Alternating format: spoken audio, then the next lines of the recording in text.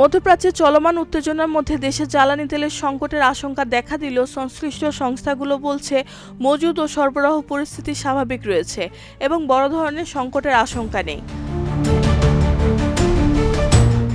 Bangladesh petroleum corporation ও জ্বালানি বিভাগের সূত্র জানায়, বর্তমানে বন্দরে একটি জাহাজ থেকে তেল খালাস চলছে এবং আগামী সোমবার আরও 2টি জাহাজ দেশে পৌঁছানোর কথা রয়েছে। পাশাপাশি এপ্রিল পর্যন্ত প্রায় 2,80,000 টন ডিজেল আমদানির প্রক্রিয়া চূড়ান্ত করা হয়েছে।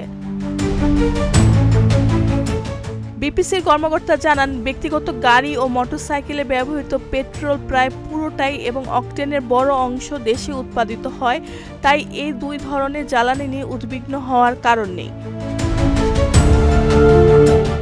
এদিকে বিদ্যুৎ কেন্দ্রগুলোর জন্য প্রায় 50 দিনের চাহিদা মেটানোর মতন ফার্নেস অয়েল মজুদ রয়েছে বলেও জানিয়েছে সংশ্লিষ্ট সূত্র। তবে মধ্যপ্রাচ্যের যুদ্ধ পরিস্থিতিকে ঘিরে আতঙ্ক ছড়িয়ে পড়ায় গত কয়েকদিনে পেট্রোল পাম্পগুলোতে স্বাভাবিকের তুলনায় বেশি তেল বিক্রি হয়েছে। বিপিসির মতে, অতিরিক্ত কেনাকাটা ও কিছু ব্যবসায়ীর মজুদের কারণে কৃত্রিম সংকট তৈরি হয়েছে, যা দ্রুত স্বাভাবিক হয়ে আসবে বলে আশা করা হচ্ছে। রেহানা বেগম, প্রজন্ম 24।